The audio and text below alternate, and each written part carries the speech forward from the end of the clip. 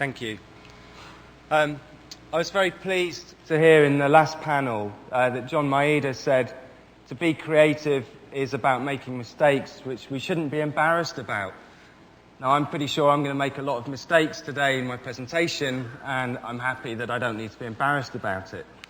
My name's Chris Downs, and I'm the founder and non-executive director of a service design company based in London in the UK. The company's called LiveㅅWork, and it was founded in 2001 when I learned that the UK service economy accounted for 72% of GDP. I also learned that if you were a company that wanted to develop a new product and take a product to market, you could call on the services of over 300 product design companies.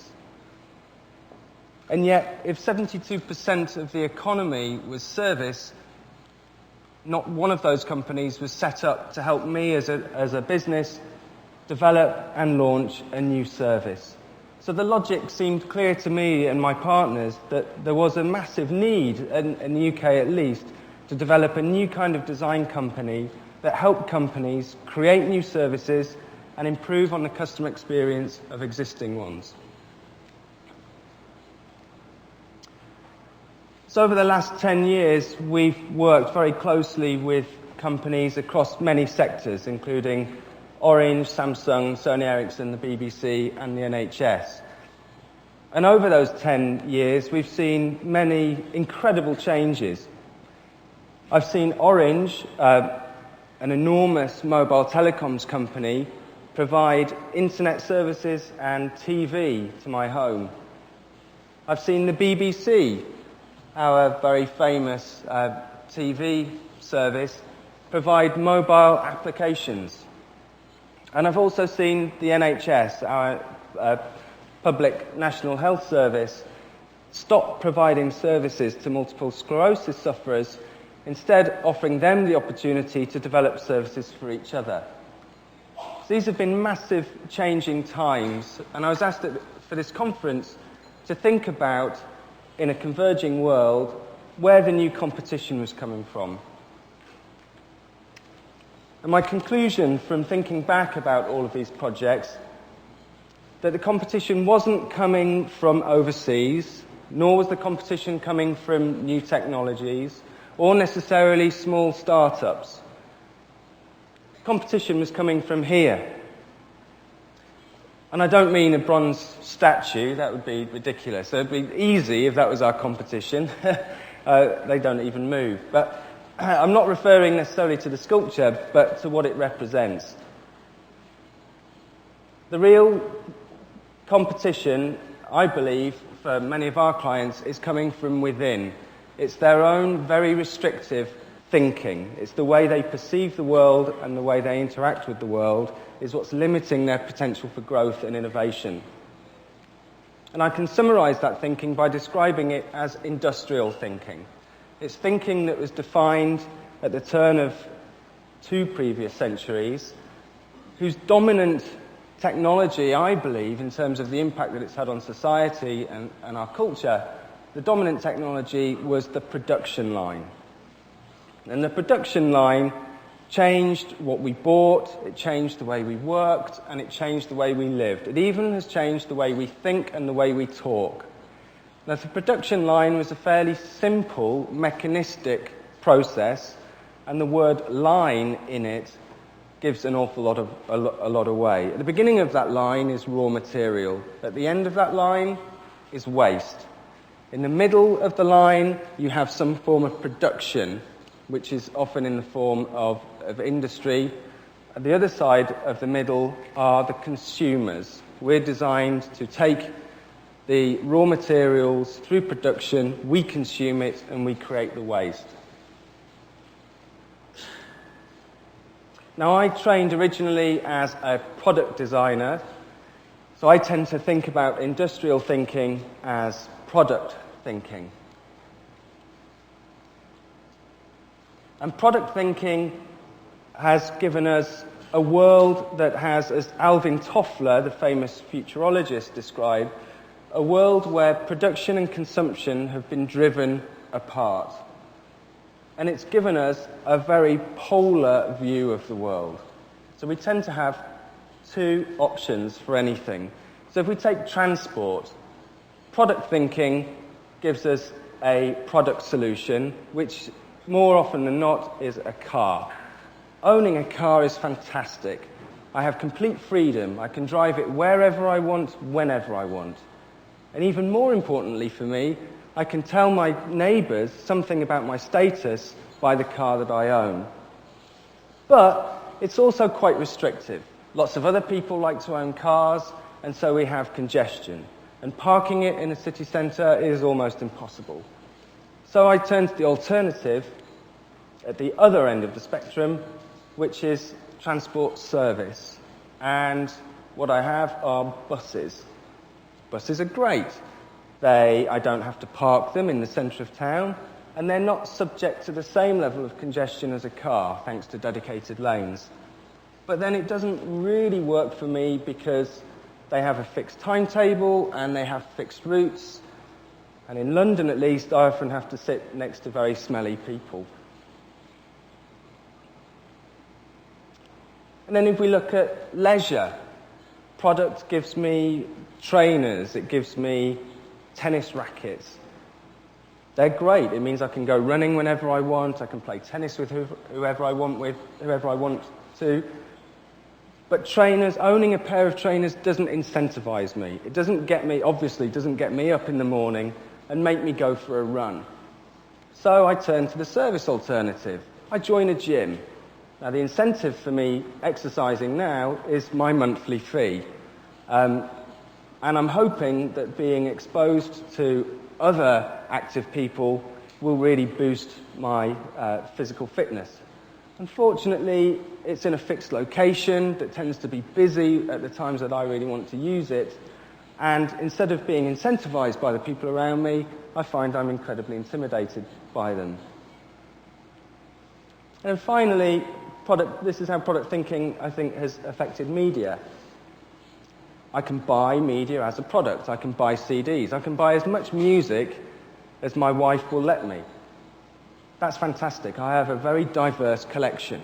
But I can't carry it with me wherever I go because it's enormous and it's very heavy. And finding new sources of music is limiting when I only look inside my own personal collection. So again, I turn to the service alternative, which traditionally has been radio. Fantastic. It's portable. I get introduced to new forms of music, but it's always on the terms of the DJ. I can't determine the kind of music that I want to listen to, except by choosing a channel.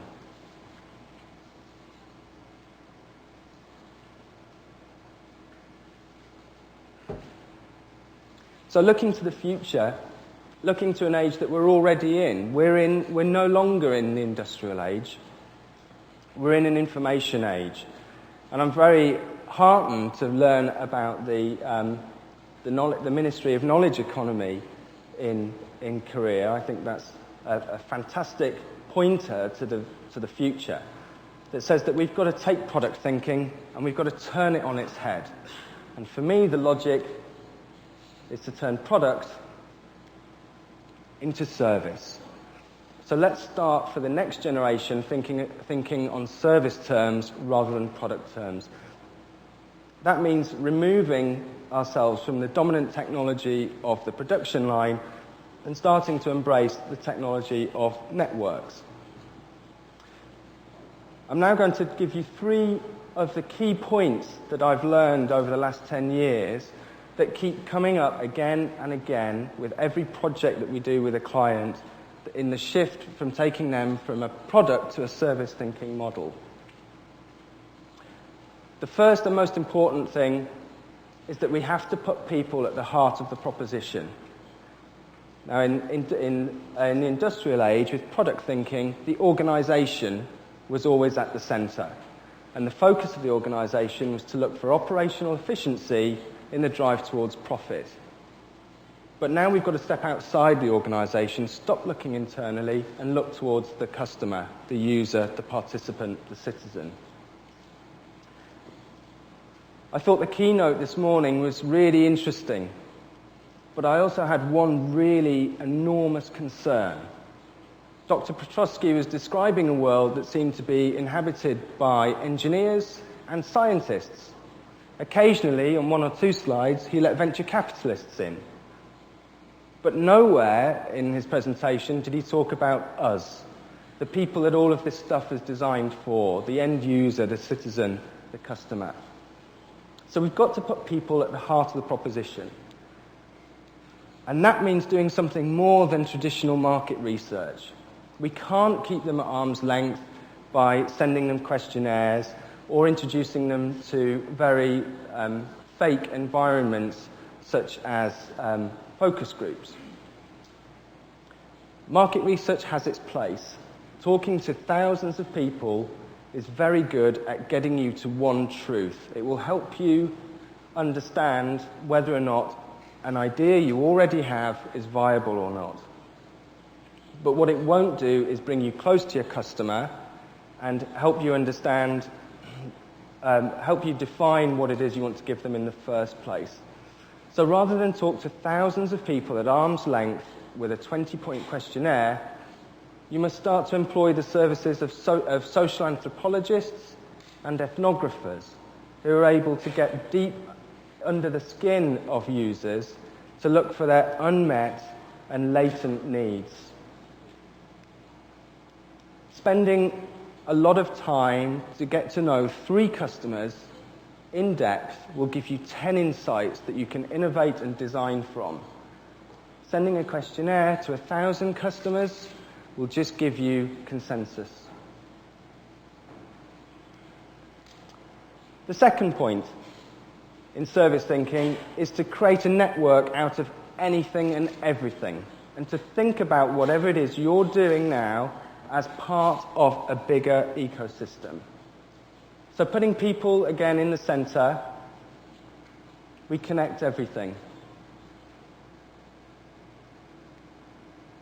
And this is a world we recognize today. This is already happening. This is traditionally what convergence looks like. It looks like mobile phones connecting to your TV, connecting to your laptop.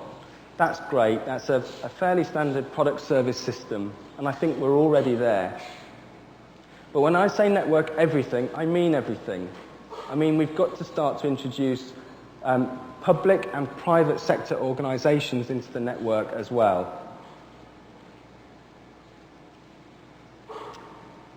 These brands alone provide individual services to their customers. But when you take a truly customer perspective, you discover that sometimes you need 2 companies to come together to provide a service that really works for me. And in a minute, I'm going to show you some examples of where this succeeds. But as an organization, you shouldn't just think about linking up your technology and your products. You should start to think about yourselves as part of a business network that surrounds itself around individual customers. And finally, going back to point 1, people. Putting people at the center means putting people in the center of the network. So when you're designing a product, you have to understand the needs of an individual user. But when you're developing a service, you need to start designing it for communities, for groups of people to use things. Now, if the web and Web 2.0 has taught us anything, people like to contribute. And we're going to see a great future of services where people don't just consume them or contribute to them, they're actively participating in the delivery of the service, not just its use. And the third point is that you can't hide from sustainability. Nor should you really want to. In the old world, information was difficult to obtain, and we had an excuse that the damage that we've done to the environment and our economies were a result of a lack of information. But that information is here now, and everybody has access to it. We often say at LiveㅅWork that if oil was the fuel of the industrial age, data is the fuel of the information age. Data is the new oil. And customers if you look at that network, customers have access to the same data that the organizations do, the data that's coming out of the use of all the products. It means that we're going to see a new era of responsibility because you can't hide from the truth. Also, when I talk about sustainability here, I'm talking about the triple bottom line of sustainability. So in industrial product thinking, the way you measured success was on the bottom line, the financial bottom line. The profit of a company was the measure of its success. What we're going to see is that a business's part in creating social cohesion will be part of its success. That financial sustainability, not short-term profit, will be a measure of success. And of course, environmental sustainability, making, as Dieter Rams, the famous designer who was most prevalent in the 1960s, said, we can make less but better. And with service thinking, we can provide solutions for people that mean that they can consume less but still lead better lives. I'm now going to show you 3 examples of how I think this is happening in practice today.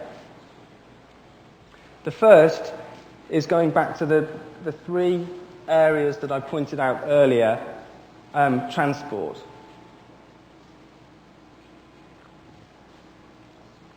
We used to have 2 options of transport. We could own a car or we could take a bus. Old world, industrial thinking, extremes. There's a service in London, this is one of LiveㅅWork's clients, someone we've worked with since they started up, called Streetcar. Now, Streetcar is a service that plants itself firmly in the middle and is centered around the customer. Streetcar is a car-sharing service. It means that you join a club and you're given a smart card.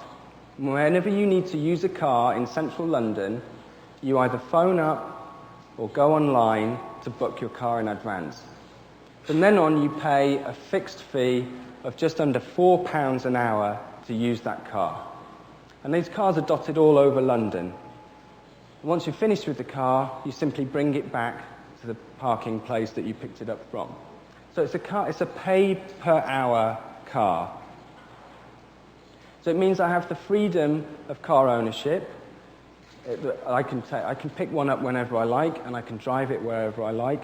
But it also has the convenience of public transport in that it has dedicated parking spaces that can't be stolen by other road users. Now, Streetcar really works it's designed around people, and it fosters social networks. So there are some really nice service details in here. If I'm late returning my car, I have to pay a fine. But the fine doesn't go to Streetcar. The fine goes to whoever had booked the car after me. So it fosters a kind of reciprocal altruism, a way of people helping each other to make better use of the service. Financially, it's a huge success. It uses Volkswagen Golfs all around London. And after a car has been on the street for just 6 weeks, it becomes profitable for Streetcar. But it's also financial success for the customers. If you're an average inner-city driver, owning a Volkswagen Golf might cost £2,500 a year. And the equivalent of doing the same miles with a Streetcar is around £700 a year. So it has huge financial savings for users, but it's also creating a more profitable model for Streetcar. Socially, it works because it's taking, and this is a social and environmental improvement, for every 1 Streetcar in London, it removes 6 privately owned vehicles from the road. So it eases congestion and it limits the pollution in building those 6 car alternatives. And Streetcar might look interesting, but you might question whether, how successful it's been and how big it is. This is just one small section of London, and each of those blue arrows represents 2 Golfs. They always park 2 cars together so that you have 90% availability. And there are now just over 1,000 streetcar Golfs across London. And this is in 6 years. And I'd like to plot the growth of streetcar against the growth of Volkswagen to see who's improved the most over that time. My second example is going back to leisure, where my options were either buying a pair of trainers or joining a gym. And this is a service that I particularly like. It's called Nike Plus. And this is a network that's been brought together by Apple and Nike. So the idea is you wear a pair of trainers with a pedometer in the sole. The pedometer is made by Nike, talks to your Apple iPod or iPhone, and it logs every run that you take. It logs the distance, and it logs the time, and therefore works out the speed. When you sync your iPod or your iPhone with your PC, it uploads that data onto the Nike Plus website. Now this is where I think it gets really exciting, because the website is an enormous global running community. So I can compare my running times with those of people all around the world. And thanks to Nike Plus, I know that I'm the 9,872nd fastest 10-kilometre runner in the world. That's something my mum's really proud of. What I really like about Nike Plus is that I don't have to pay for it, but it gives me an incredible connection with the Nike brand, a connection that I think I'd lost about 10 years ago. A long time ago, Nike stopped being such a great product company with an innovative proposition, and it started to feel quite cynical, like a large marketing corporation with very low quality products.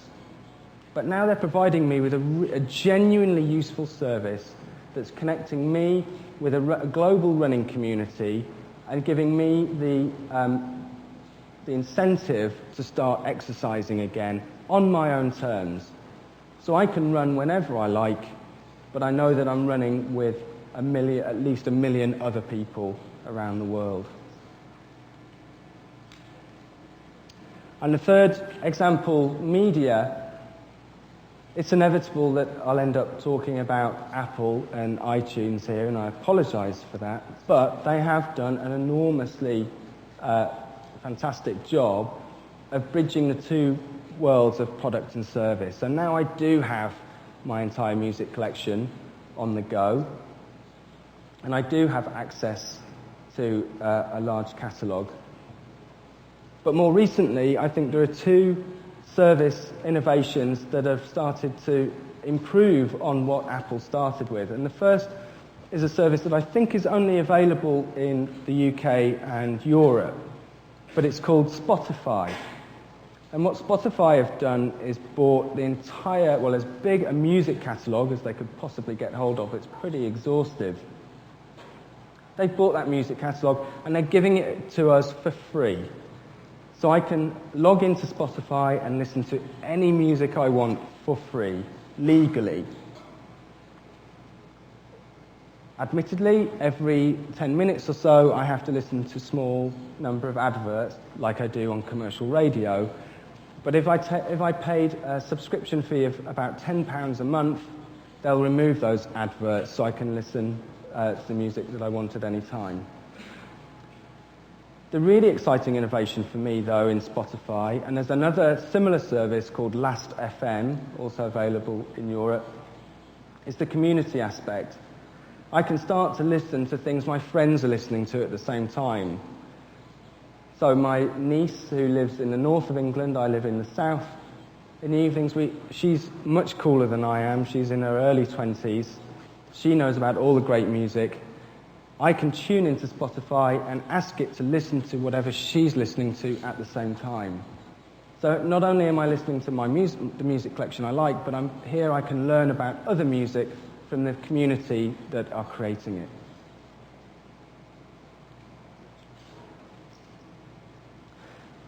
So those are 3 examples of services that I think are putting customers at the centre, are creating new networks, and are thinking about longer-term sustainability, about developing services that people want to stay with and contribute to over time. So a quick recap. If you want to adopt service thinking in your organisation, just stop for a minute and think, are we tackling this problem from an internal perspective? Is our objective purely operational efficiency? If it is, stop. Get outside the office and go and talk to customers. Get to know your users. And start designing services that are really genuinely centred around them and that will retain them over time. Also ask yourself the question, are we thinking about our company in isolation? Or are we looking at how we work with other companies to develop services for our customers? And is everything that can be networked yet? And finally, are we thinking about sustainability here? Are we developing solutions that are socially, financially, and environmentally sustainable and ultimately responsible? That's the conclusion of my talk. Thank you very much.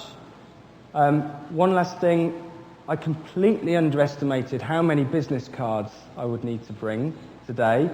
So if, after that talk, you still want to talk to me later, I apologise in advance if I don't have any business cards, but here's my email address. Jot it down now. I'm happy to respond to any emails that I get following the conference. Thank you very much.